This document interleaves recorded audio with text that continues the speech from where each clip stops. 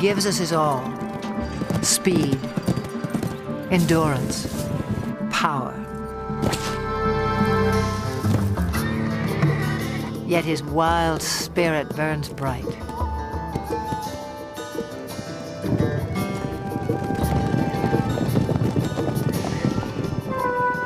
Spark of ancient myth,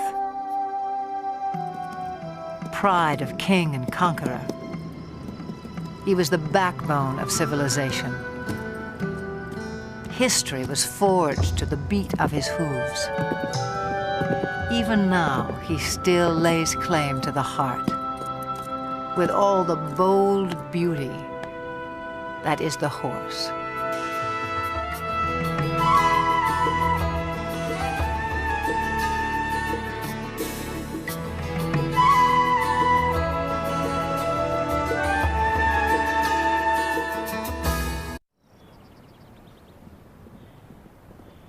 Summer sets off fireworks in the mountains of southern Montana. Spurred by heat and hunger, wild horses converge on the cool green heights, and sparks begin to fly.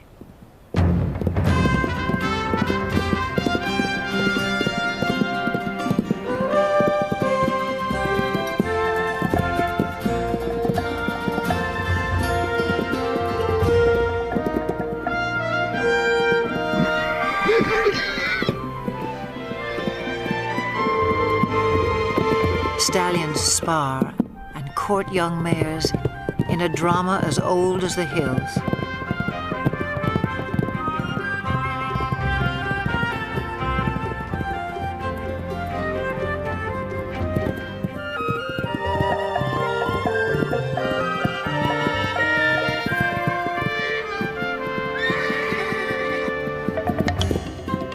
The Mustang has become a symbol of the American West. But some say he's a newcomer to these parts, even a trespasser. The truth is tangled in the long and winding history of his kind. It began some 60 million years ago in the forests of North America. Living on leaves, a creature the size of a fox walks the underbrush on padded toes.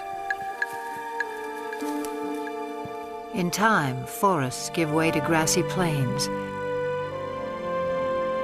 Legs grow long and toes become nimble hooves in a body built for speed. About 1 million years ago, the first true horses spread across land bridges to Asia and Europe. Their numbers swell, then slowly decline, perhaps due to climate change or the impact of a two-legged predator.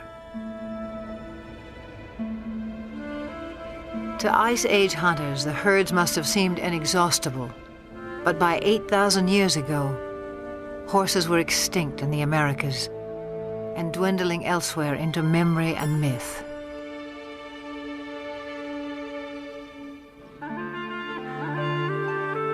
Then somewhere on the steppes of Eurasia, at least 4,000 years ago, the horse inspired someone as more than just a meal. It may have begun as a shaman's ritual or a reckless teenage prank. But some brave soul took a quantum leap and changed the world forever.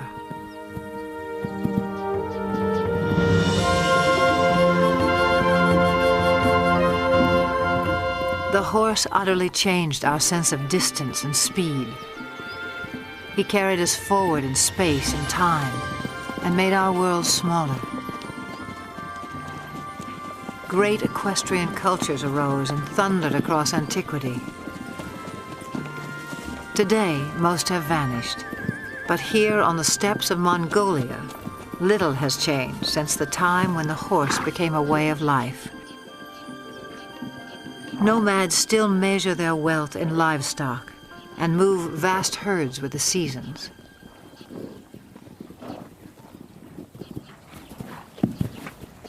Small but hardy, Mongolian horses endure a harsh climate and grow a thick winter coat.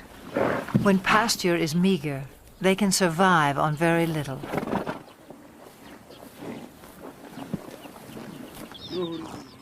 Mongolian nomads also herd sheep, goats, and cows, but horses are their greatest pride. Revered, they are largely reserved for riding, and one other important role. Mongolia's national drink, called arak, is fermented mare's milk.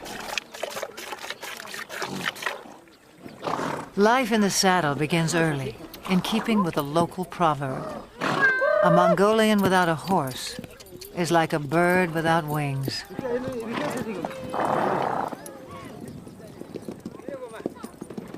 In July, thousands of nomads set up camp on the edge of the capital city, Ulaanbaatar. They come to celebrate Naadam, an ancient religious festival. National competitions of traditional sports are held, including 2 days of horse racing. One of the country's top horse breeders, Hang Medic, traveled over a week to take part in what will be his 30th Naadam. From a herd of 400 head, he has brought his 12 fastest horses. Also in tow are his grandchildren. For good reason. Riders must be under 12 to compete at Naadam. Training, however, is no child's play. It's what Hang Medic lives for.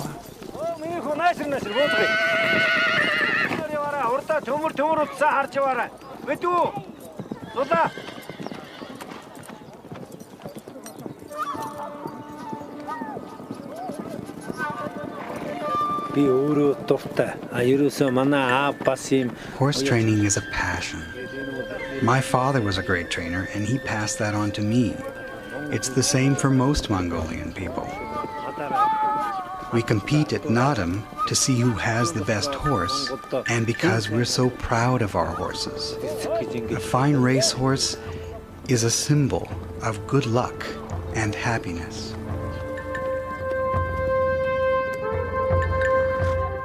On the day of the first race, preparations begin at dawn. Hats and bright silks will help families spot their little jockeys at a distance. The distinguishing mark of a racehorse is a leather tail wrap, always wound clockwise. Forelocks are also bound. Hang Medic enhances the look with a charm bearing Mongolia's national emblem. He has high hopes for this young stallion. With an offering of mare's milk, Hang Medic's wife invokes the sacred powers of nature to bless horses and riders. A circle of incense purifies. A drop of arak protects from harm.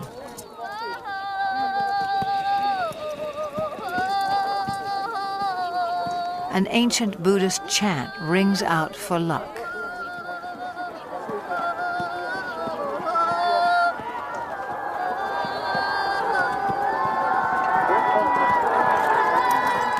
Some 500 riders will compete in the first race. Parents on horseback swell their ranks. By tradition, they circle clockwise at a staging area near the finish line.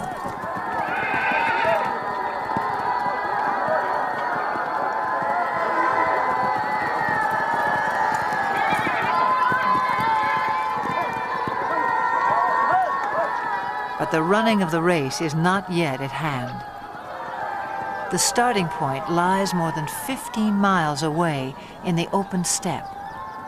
To reach that point at a walk will take the racers some 3 hours, which leaves time to kill for everyone else.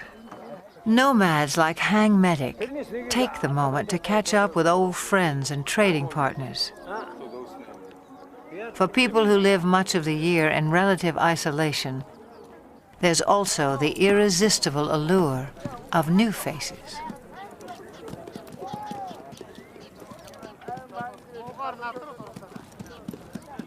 For now, small talk belies the drama that's erupting miles away. As 500 horses reach the starting point, and the race begins.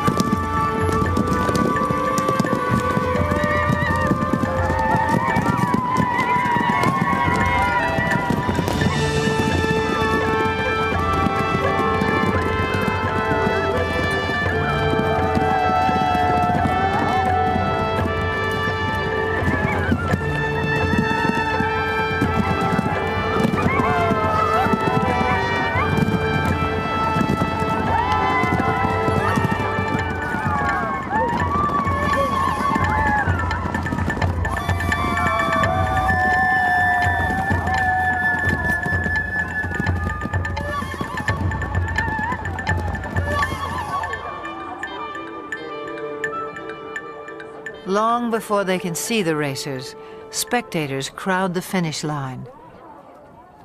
According to myth, the dust kicked up by winning horses showers happiness and prosperity on all those it touches.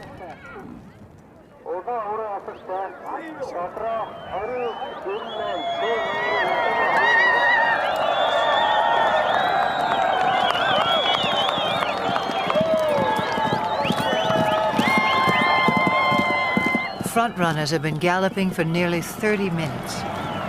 By Western standards, this might qualify as an extreme sport. But these are the descendants of Genghis Khan, who forged the largest land empire ever known on horseback.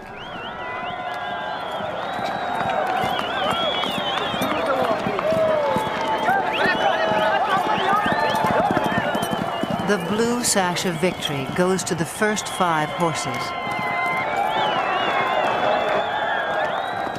A flash of green tells Hang Medic his granddaughter has placed. But a riderless horse sends him off in search of his youngest grandson.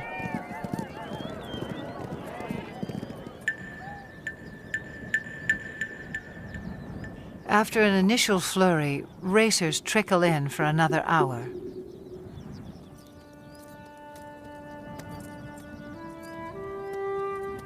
Herd instinct alone will keep a horse going, even one that lacks the fitness and conditioning required for a long-distance run. For some, the strain is too much.